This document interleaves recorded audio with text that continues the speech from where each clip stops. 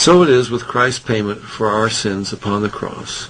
As he died, he said, "It is finished," using a Greek expression, tetelestai, which meant that the debt had been paid in full.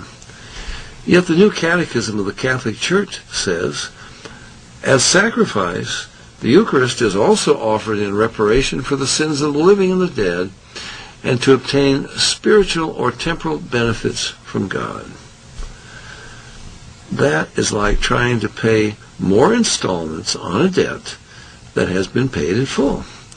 Clearly, the Mass is a denial of the sufficiency of the payment Christ made for sin upon the cross.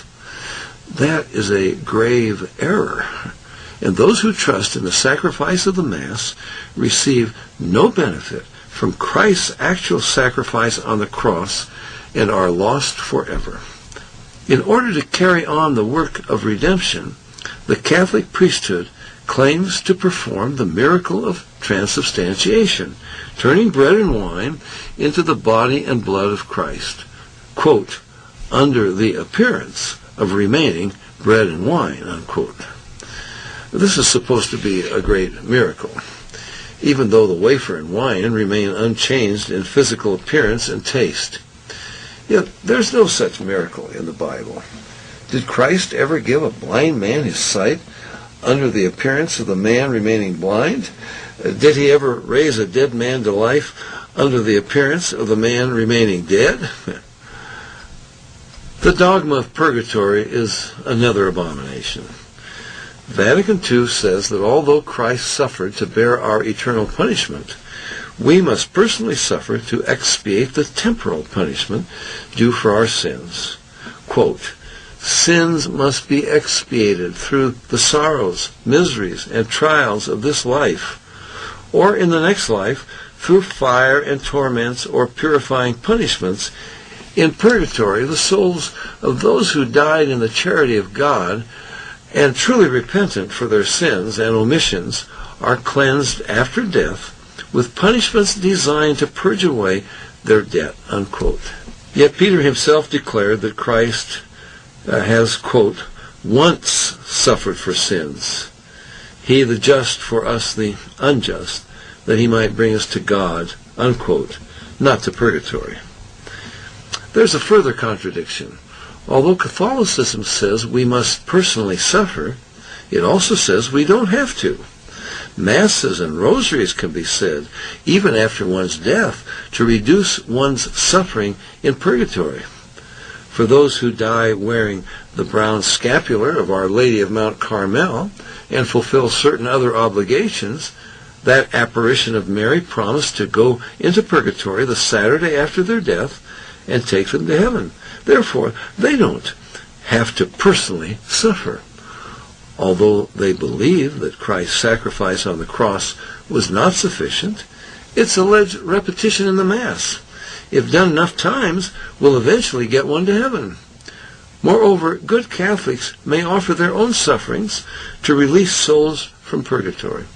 Padre Pio, recently deceased and made a saint by John Paul II, manifested the stigmata, that is, bleeding from the hands and feet and side, for 40 years to pay the penalty for the sins of the world, so that souls could be released from purgatory. Of such alleged saints, Vatican II says, quote, they have carried their crosses to make expiation for their own sins and for the sins of others. They were convinced that by their suffering they could help their brothers to obtain salvation from God, unquote. Again, we see the fatal denial of the sufficiency of Christ's sacrifice on the cross. For centuries, the payment of money was to have brought deliverance from purgatory. That practice eventually troubled Martin Luther's conscience and sparked the Reformation. Who can forget the infamous sales pitch of the Dominican friar Tetzel, commissioned by Pope Leo X to reap a fortune for Rome? Quote, as soon as the coin in the coffer rings, a soul from purgatory springs, unquote.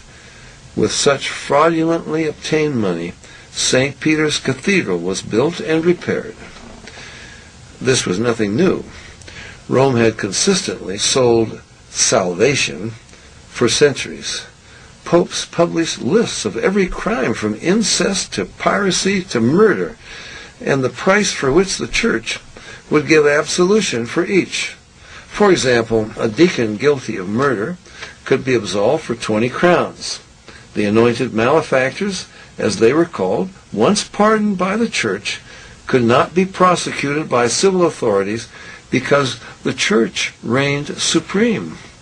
Here's a further abomination, filling the woman's cup, selling tickets to heaven that actually send people to hell.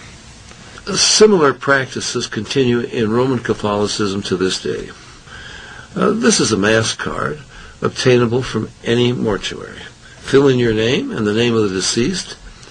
In exchange for an offering, the priest will place the card on the altar when he says Mass, allegedly reducing the time of suffering for the deceased in purgatory.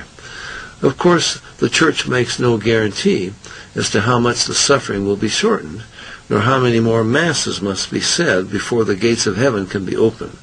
Consequently, multiple Masses are purchased in the hope that eventually there will be enough. A friend told me that at his father's funeral more than $2,000 in Mass cards were purchased.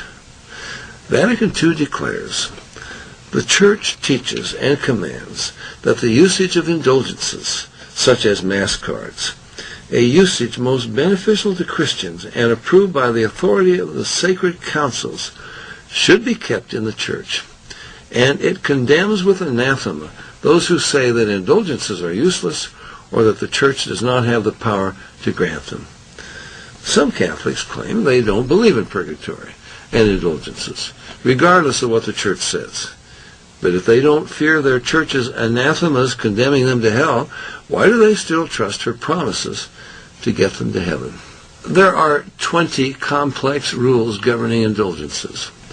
Rule 17 explains that the use of a crucifix, rosary, scapular, or medal can gain a partial indulgence. But if this object of piety is blessed by the Pope or any bishop, the faithful who use it with devotion can also gain a plenary, that is, a full indulgence, on the feast of the Apostles Peter and Paul. Here's another abomination, filling that gold chalice. What kind of God grants special favors to those who possess a scapular or medal blessed by a priest or bishop and used on a feast day of Peter or Paul? Keep in mind that the Catholic Church is saying that these objects have power to provide what Christ's sufferings on the cross could not. Speaking of abominations, the woman is called, quote, the mother of harlots, unquote. In addition to spiritual harlots, Roman Catholicism has created literal harlots by the millions. Innumerable celibate priests, bishops, cardinals, and popes throughout history have had their lovers. There were popes who were the sons of supposedly celibate popes. Pope Silverius was fathered by Pope Hormisdas, and John XI by Sergius III. The list of bastards who ruled the Church includes Popes Boniface I, Gelasius, Agapetus, Theodore, Adrian IV, and others.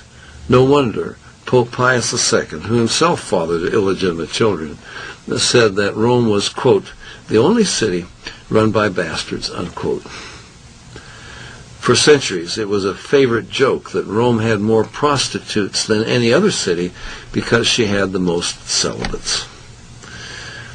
The sexual exploits of supposedly celibate priests and nuns, once hushed up, are increasingly being brought to light. Homosexual priests are dying of AIDS worldwide, with estimates that as many as 70% of priests in some seminaries are practicing homosexuals. The Roman Catholic Church in America